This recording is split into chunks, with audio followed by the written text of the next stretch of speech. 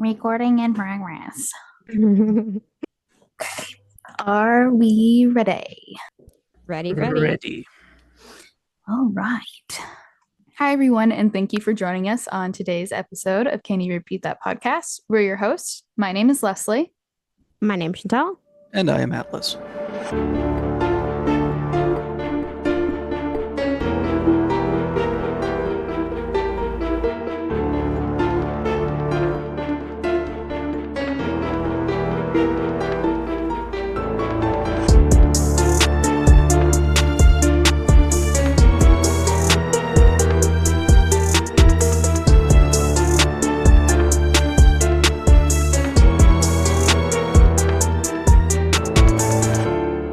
All right. So my sources for today's episode is Reddit, and you'll see why, Weak and Weird, and the Unbinding Movie. Before I jump into this story, I just want to give y'all a warning that this has a lot of dates and documentation. I don't really feel like being sued, so I'm not sure if I can actually post the clips that I'll be showing Chantelle and Atlas, but at the very least, there will be photos posted on our social media. So, with that being said, today our story goes back in time 8 years ago. In January of 2016, a user by the name of Wicked Hiker Their Way posted on the subreddit r/paranormal asking for help and advice. While on a hike through the Catskill Mountains, their friend picked up a wooden figure with nails in the eyes and a noose wrapped around its neck. Despite their better judgment, one of the friend's hikers took the figure home and immediately regretted their decision. Today, we will be discussing the Crone of Catskills. Have either of you heard of it? I did not until you had mentioned it just briefly, giving us a little hint. But I didn't read too much about it because creepy. Yes. Atlas, have you? Oh no, he's silent. Uh-oh. Your box is popping up like you're talking, but you're not actually making sound for us. Dun dun dun. Oh shit. Oh, we got a message. It's Mike. Arnar. Okay, holding. Elevator music.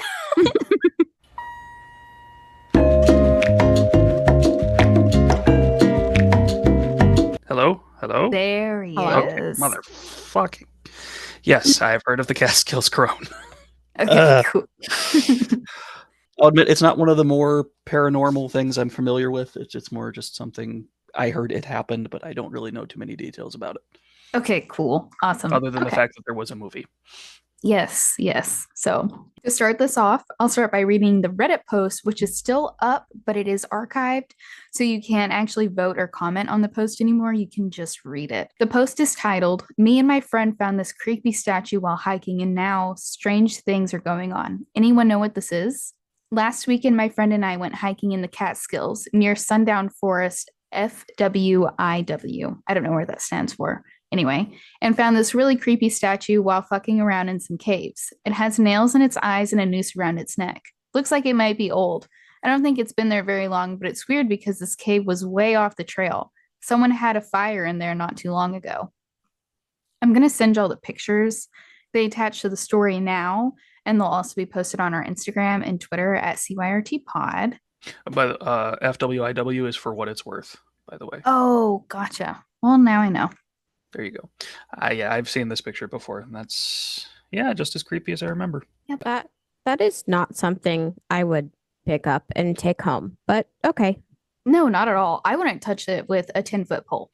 That For thing those of is you creepy. who are just listening and not looking at our Instagram with the photos, it is a rough wooden carving of an old woman with a hangman's noose around her neck and 3 nails through each eye socket. Correct. So yeah, no, not something to pick up. Yep. The Redditor would go on to say, "The statue really wigged me out, but my buddy decided to take it home with him, even though I told him not to. Everyone says that there's devil worshippers that come out here to sacrifice animals and do their spells and shit, so I don't want anything to do with this thing." A couple days later, my friend calls me and tells me that he thinks the statue is haunted because it keeps moving from its spot and he keeps smelling weird stuff. Says he can't sleep at night because banging keeps waking him up. Now, last night, someone knocked on his door, but no one was there when he opened it, and he's super weirded out. He thinks he has a ghost because of the statue. It may just be coincidence, but I think he's actually scared. Before we go set the thing on fire, I wanted to see if anyone knows what it is. Anyone ever seen something like this or heard of a statue causing ghosts? Throw away because I don't want to use my main account for spoopy stuff. Side note, if you are convinced something is haunted, you should never burn it. From what I understand, in some cases, you're releasing that spirit or demon from its attachment, which leaves it open for the possibility for it to attach itself to you. But it didn't take long for comments to start flooding in and saying things such as, put it back, leave an offering of tobacco and rum as an apology, or throw it in a body of water, ocean, lake, river, or pond. That'll bind it. Your buddy should get some sage and St. Michael medals and do a smudging in his home, repeating St. Michael's prayer. Any religious store has these items. Trust me, they're well worth the money. I was in a similar situation and that did it. Good luck to you and your buddy. OPPS. Next time, don't fucking touch it. And then other comments would say that it's most likely a hoax and the friend is messing with OP. And for those who don't know Reddit language, OP means original poster, the person who made the post.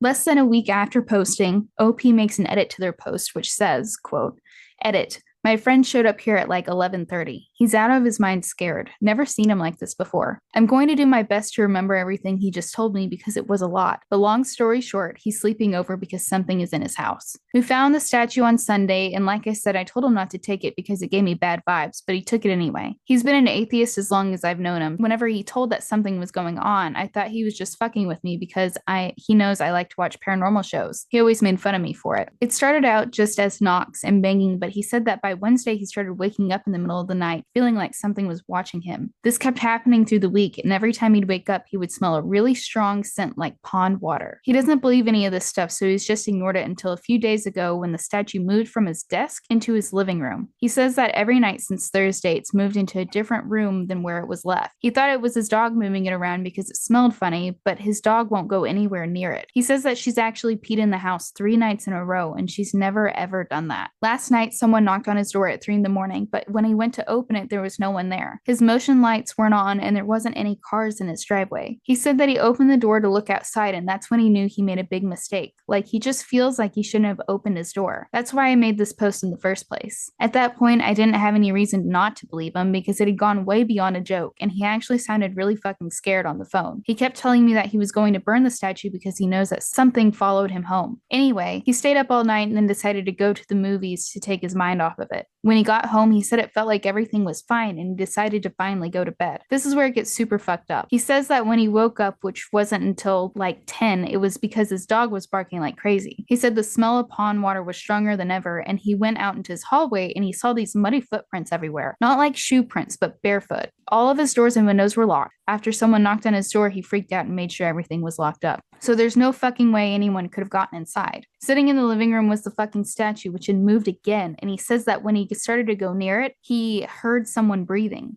like his grandpa with the tracheotomy. He pieced the fuck out, and now he and his dog are sleeping in my guest room tonight. I've never seen him so scared, and he even started crying. I have no clue what to do. I believe him because he has no reason to lie to me about this because it's way too far to be a joke now. I know that everyone says not to burn it or whatever, so what the fuck do we do? He wants me to go to his house and get the statue tomorrow, but I'm too fucking freaked out to take it back to where we found it because I don't want to see whoever put it there. Sorry for the typos. I just wanted to write this out quickly so that I got it all. Just like his first posts, comments flooded in with all types of my OneNote locked me out. Crone's got into the OneNote. Just like his first post, comments flooded in with all types of suggestions, such as, wear these GoPro helmets and put it back, but at night. Film everything, boom, there's your newfound footage horror flick. Someone else said, you can sell it on eBay. And other comments were more serious that say, I don't believe this is Satan worshippers, but voodoo as far as my knowledge takes me. Nothing is as powerful as voodoo. Your friend is truly an idiot. Now that being said and set aside, try to take it back and bring gifts. Cigarettes, wine, beer, money, flowers, and fruit. However, there is one comment which says, your friend should contact Greg Newkirk, and attached a link to the article written by Greg titled, Meet the Idol of Nightmares, a cursed voodoo statue that causes terrible dreams for those who dare touch it. OP makes one final edit to their post saying, edit number 2. Sorry I haven't posted. Things got worse yesterday night, so we sent the statue to the guy in the comments today. So far, so good. Thanks to everyone who actually tried to help and didn't just call us a couple of idiots. Whenever things like this happen and people ship haunted objects, my mind just goes to the poor postal workers who are now carrying this haunted, cursed object around. But I wonder if anything ever happens to mail workers, you think? No, they're a cult all their own. Oh, gotcha.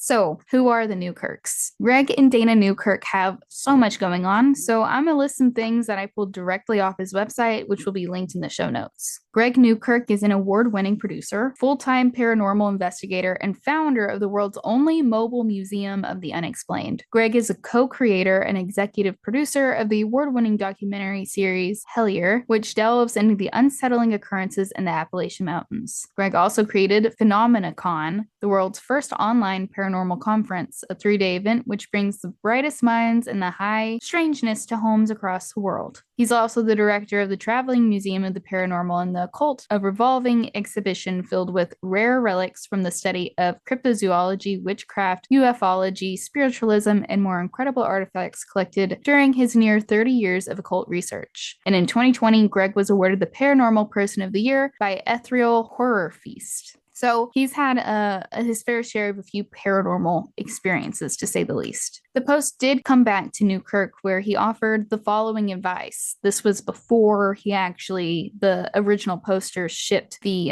effigy. So Greg says, go back to your friend's house and calmly explain to the figure that you didn't mean it any harm and that you're sorry you disturbed it. Then ask what it needs. Speak to it like you'd speak to any of your elders. You're going to feel ridiculous, but trust me. Newkirk goes on to say, quote, either you'll just sort of understand what you're supposed to do with the statue, it will start acting out again, or everything will just stop, end quote. But he did advise OP that if it's too much or if they're too scared to take it back, he would send OP a message with an address to ship it to him. So ultimately, that's what OP did. Now, pretty much the rest of my research comes directly from the Newkirk's documentary called The Unbinding. I have a handful of quotes from the movie in here, and this is pretty much their story from now on, because once OP ships the effigy to the Newkirks, we don't have any more updates or anything from OP. In Newkirk's documentary, The Unbinding, he states that he and OP messaged back and forth a few times, but it didn't go quite as planned. OP stated that he, his friend, and his dog went back to his friend's home. However, the pupper would not enter the home. The dried footprints were still there. However, the effigy was not in the place it was last set. Instead, it had been found across the room with a crack down the side as if it was thrown. The two sat the effigy on the table and began speaking to it. However, the dog started barking nonstop, and the two swore that they both saw a soaked, dark woman in the corner of the room. They wrapped the effigy up in a pillowcase, messaged Newkirk to let them know what happened, and shipped it to the Newkirks. With the description given by OP and his friend, the Newkirks named the effigy the Crone of Catskills. According to Wikipedia and folklore, a crone is an old woman who may be characterized as disagreeable, malicious, or sinister in manner, often with magical or supernatural associations that can make her either helpful or obstructive. February 10th, 2016. When the Newkirks receive anything from people who claim objects are haunted, they followed a procedure. They would typically just set up the artifact in I'm going to call it their artifact room because it's filled with all kinds of things. And they would basically just wait to see if something would happen. So they set the crone in the chair and shut the door. Later that evening, while relaxing, they heard a noise in the direction of the room. They didn't think much of it and thought maybe it was one of their cats. When they investigated, they realized it couldn't have been their cats as the office door was shut and the cats were hiding under the bed in another room, scared. When they opened the door to the office that held the crone, they saw something in the floor. In the middle of the room was a small Jesus figure missing an arm. Confused, they looked around and they realized that they had placed the crone in a chair below a crucifix on the wall where the cross still hung, but with only one arm on it. I'm going to send you all these pictures. So these are pictures that they took. They say in the documentary also that crucifix is held on the wall by one nail. So in order for something to break that off, they would have had to hold the cross down and pull the Jesus figure off, which makes it even more creepy to me. Is that where the statue was sitting when they found it? Yes. They didn't touch anything prior to taking these photos. I mean, except for the Jesus figure. It was in the middle of the floor. That's not sus at all. Not That's at all. so creepy.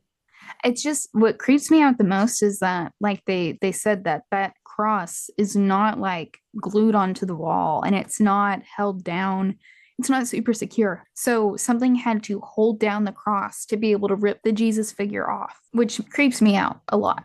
March 2nd, 2016. Since the Crone clearly had something going on with it, they decided to set up a motion-activated camera in the room with the Crone in sight. In the following nights, they captured an orb that went into the Crone. Now, more often than not, orbs can be explained away as a bug or dust. However, this orb seemed to create its own light and cast a shadow on the wall behind the Crone.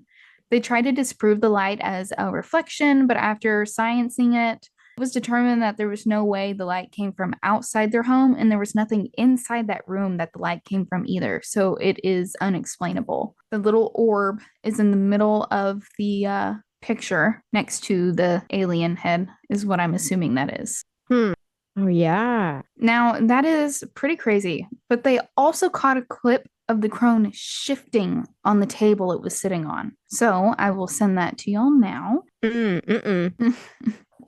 And you can see where the light also at some point is in that as well. I would never enter that room again. Yeah, no, not at all. I couldn't have that type of stuff in my house. I'm too scared of all of these things. So, Atlas, I don't know if you've said anything, but you are extra quiet. No, I have not said a word. Okay. Just making sure there's nothing wrong with your mic. I have my opinions on the Catskills Crone, and well, yeah. All right. I'll be asking that at the end. So, all right. Sometime after this footage was captured, the couple was sleeping in the room when Dana wakes up her husband in a panic. Greg stated that in their film, he had never seen her so freaked out. Apparently, Dana had woken up to see a shadow figure open their closet door, stick its head out, and walk to the front of their bed before going back into the closet and shutting the door. And I did not get a clip of this, first off, because it's a reenactment. So it's not, truly what she saw, but also because it is so creepy. And I could not watch that part of the show. So February 27, 2016, Miss Newkirk walked in the living room when she noticed a wet footprint on the back of her couch. Thinking maybe Greg had gotten up to the back of the couch to maybe change a light bulb or something, she asked if he had been responsible for the wet spot on the couch, but he said it was not him. They do not have any kids or anything that could explain this wet print on the back of their couch. To me, honestly, it doesn't really look like a footprint. I mean, I guess I could maybe see like a heel, but it doesn't really look like a footprint to me. But it is weird still. They have a wet spot on their couch that is unexplainable. At least what they say is unexplainable with the whole wet footprint thing with happening to the original poster. So, yeah, I don't see a footprint, but definitely weird. Mm-hmm. With all the recent events, the Newkirks decided enough was enough and that they needed to take their own advice and have a talk with the spirit. They grabbed the Crone and sat her on the table. They told the spirit that they don't mind sharing their space, however, the Crone would need to respect their space and coexist. While talking, they would hear a rush of water. Scared it was a burst pipe, they ran towards the sound but couldn't locate any water. As they realized there was no running water anywhere, they heard a series of thumps in their living room where they left the Crone. They returned to the living room to see that the Crone had moved. It took them a minute to find it, but eventually they did spot it underneath the TV stand. Greg reached underneath to grab the Crone whenever the TV started tipping on its own. Thankfully, Dana was right there and caught the TV before it fell. While they intended for the interaction regarding personal space with the Crone to be peaceful, the Newkirks decided in that moment that enough was enough and threatened the Crone, saying that if it continued this, they would lock up the Crone and never take her back home. Within seconds of finishing that sentence, they heard 3 knocks on their back wall. After this interaction, they rarely took the Crone out of the box. It's now August 25th, 2017. The Newkirks were at the Michigan Paranormal Convention. Someone begged to see the Crone, and giving in to the request, they took it out, and Greg states the minute that they opened the box, it was like a force shot down the aisle. Within seconds, a soda popped and spilled over hundreds of dollars worth of merchandise at the booth across from them. The lights started flickering, the massive chandeliers above them started swinging, and the vibe of down the aisle was off. And directly at the end of the aisle, there was a man looking straight up with blood running out of his mouth and down his neck. They believe he was having a seizure and possibly bit his tongue. The man who asked to see the Crone starts to cry and begs the Newkirks to put the Crone away. This all happened within a matter of 15 to 20 seconds. Kind of crazy. I have a love-hate relationship with the paranormal. Yes, same. I have a very healthy respect for the paranormal. Yeah. I'm skeptical about certain paranormal things. Mm-hmm. This is one of them. There's a lot of reasons why I don't buy this one, Mm-hmm. particularly because it involves the Newkirks. Ooh. You can tell us at the end. Eee. Yeah. After the event, the Newkirks started planning on how to take her, they refer to the crone as her the majority of their movie, back to her home or place of origin. However, before they could do that, they wanted to have a replica made. After all, they do run a museum. They reached out to their friend Jason, who owns a 3D scanner and printing machine, and was happy to do this for him. So, the way the 3D scanning works for anyone who hasn't seen it done, there's basically a wand that shoots out a ton of sensors or lasers on the end that you wave over an object that you want the scan of. It captures every crease, cut, or mark of whatever is being scanned. From there, you can print the scanned object using a 3D printer.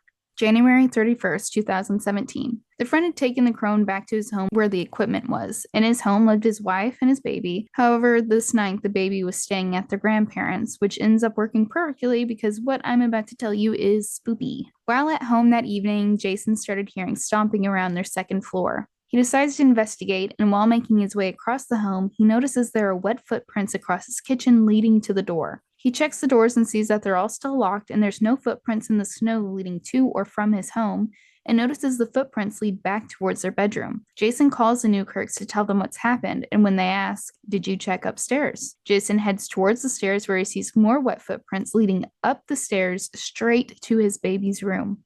The footprints led all the way to the crib where there was a puddle as if someone had stood there soaking wet, dripping on the carpet. After this interaction, Jason would not allow the crone back in his home, understandably, but the Newkirks still wanted a scan of the crone. I'm just happy the baby wasn't there. Can you imagine? I don't really know what would happen. I don't want to think about what could happen, but that's scary. That would be a lifetime of horror. Mm-hmm. Jason and the Newkirks met up at a hotel to get a scan of the crone. While they were there getting the scan, they also decided to use the Estes method to try and speak with the crone. For those who aren't aware, the Estes method is a form of communication that uses the spirit box, which is the thing that sounds like radio static. But the twist is someone who doesn't get overwhelmed by sounds, couldn't be me, wears a blindfold and plugs headphones into the spirit box. The person listening to the spirit box will say what they hear coming from the spirit box out loud as the others in the room ask the spirit questions. Once the equipment was set up, Jason and Greg took the crone out of the box, while Dana sat on the bed, blindfolded, earbuds in, and listening to the spirit box. As they unwrapped the crone from the pillowcase, Dana heard motion. Once the crone was unwrapped and sitting on the box, Greg explained that they do plan on taking the crone back to the place they found her. However, they do want to take a picture of her before returning her home. During this, Dana said hurt. Jason reiterated that this would not hurt the crone in any way. And also, this whole interaction that I'm about to tell y'all was live streamed, so it's all recorded and it's in their movie. They proceeded to scan the crone when Dana started to explain that her thigh and back began to hurt. As they continue to scan, Dana says, "Don't make that." Jason says, "I have to," and Dana says, "No." Shortly after, Dana says she begins hearing two voices in the spirit box, one deep, scary voice and another softer, female-sounding voice. After they scanned the image, they noticed that the nails in the crone's eyes would not show up on the scan, which was pretty odd.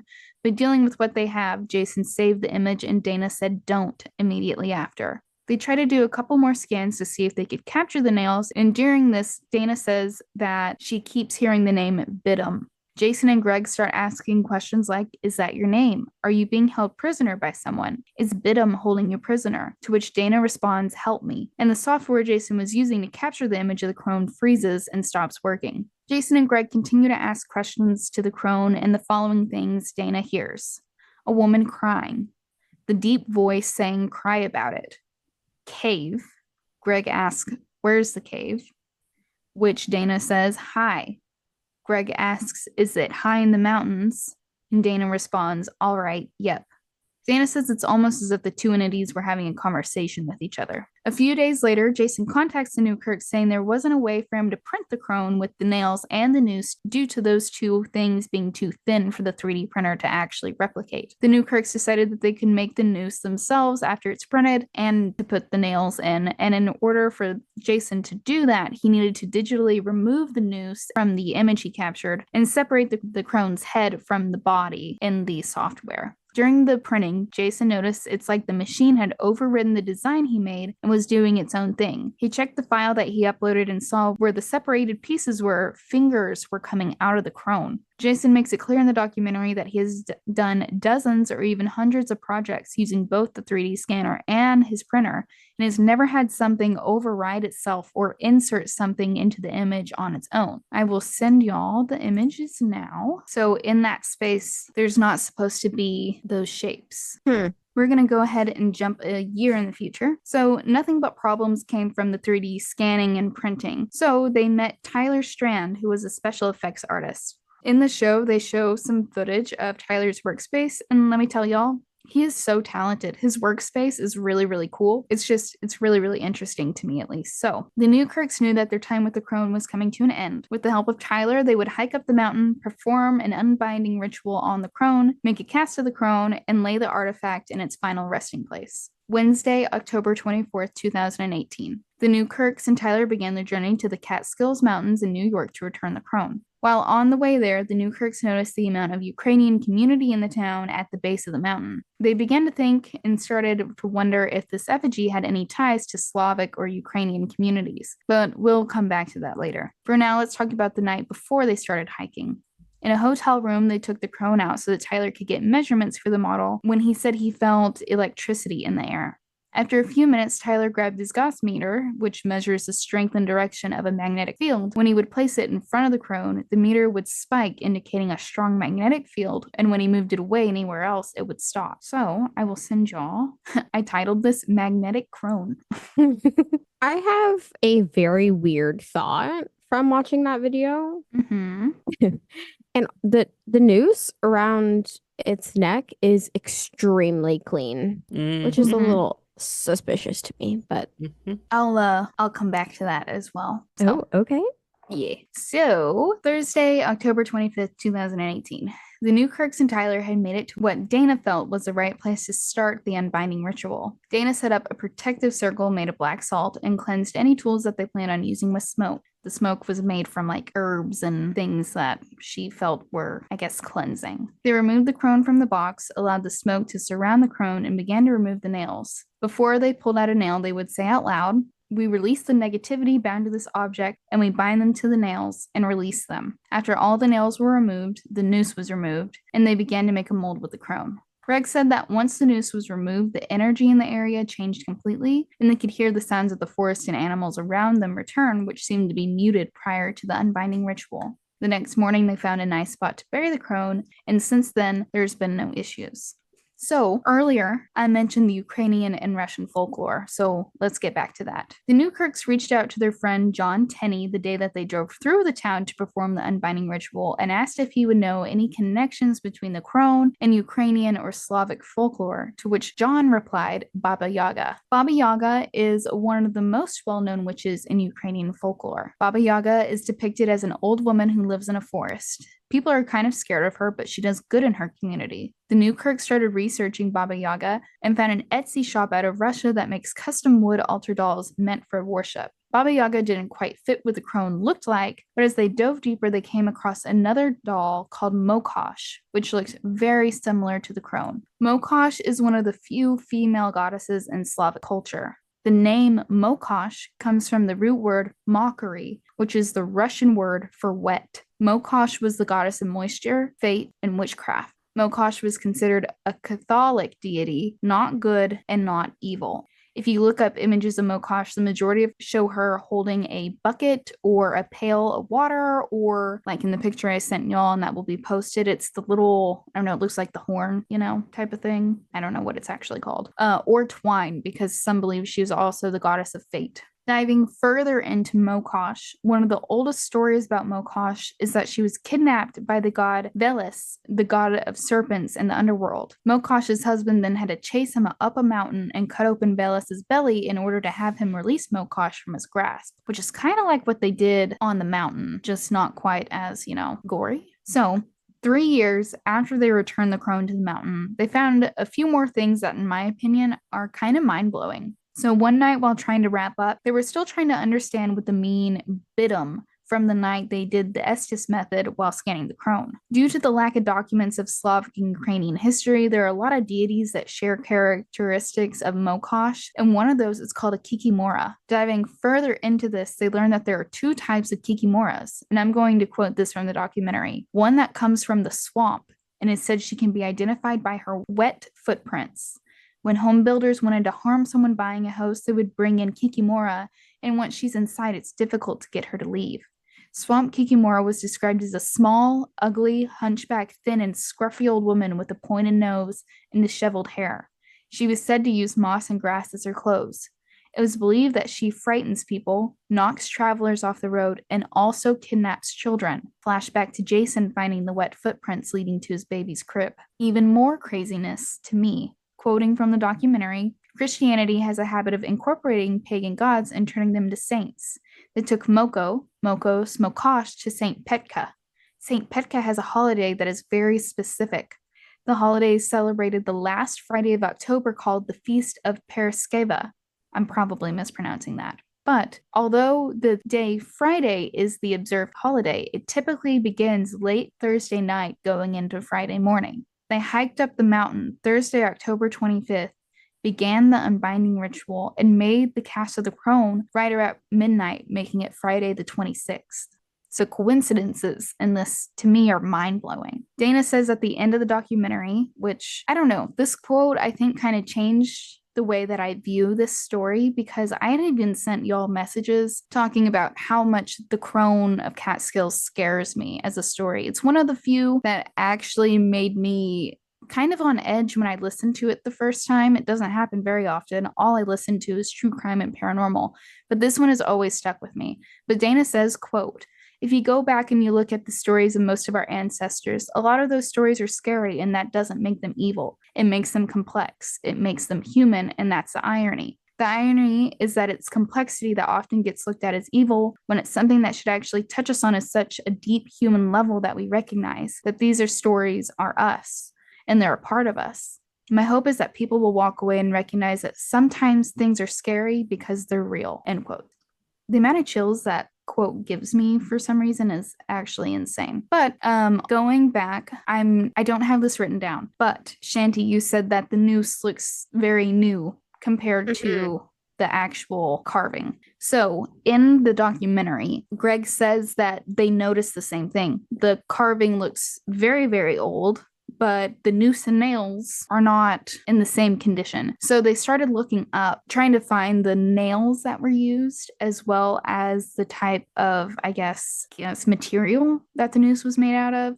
And they found very, very, very similar types of nails and material at a Walmart. And down the mountain, I believe they said Walmart, I could be lying, but at a hardware store at least, they were able to find very similar nails and material.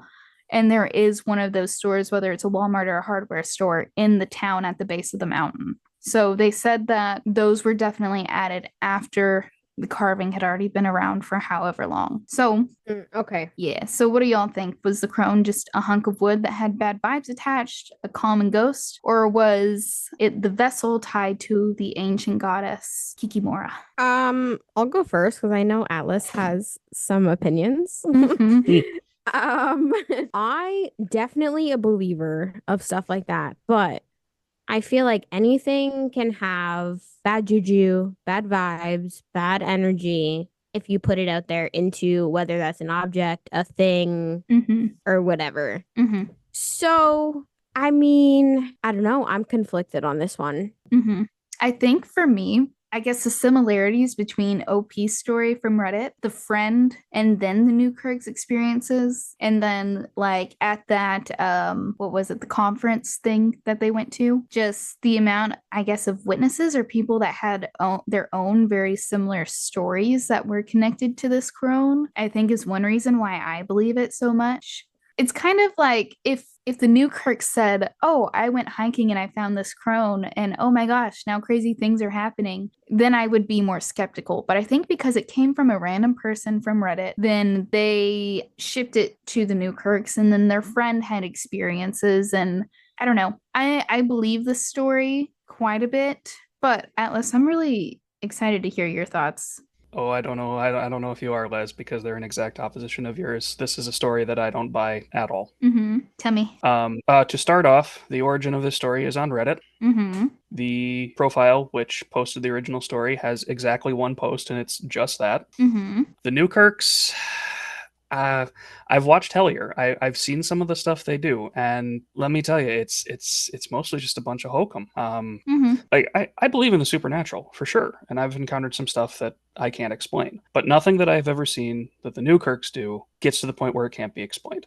For example, there was one episode of Hellier where they were using that whole Estes method thing, and they play the recording of it, and it's just static, but they're saying they're hearing words. There's no Yeah. words. There's no, it's nonsense. Paracon that they talked about, that happens every year here in Michigan in Sault Ste. Marie. It's a thing. There's Mm-hmm. news networks there. It's a regular big community event. Yeah. Nobody said anything about someone getting knocked across the room and blood pouring out of their orifices. Come To on, be fair, they were not knocked across the room. force across the hallway, someone fell down, blood out of or. But like I'm saying, you can look up articles still to this day that are in the archives of the news networks in Sault Ste. Marie and the surrounding area. And they Mhm. were all over. They were all over Paracon every single year. Like I said, it's a huge thing. It's a Yeah. huge thing.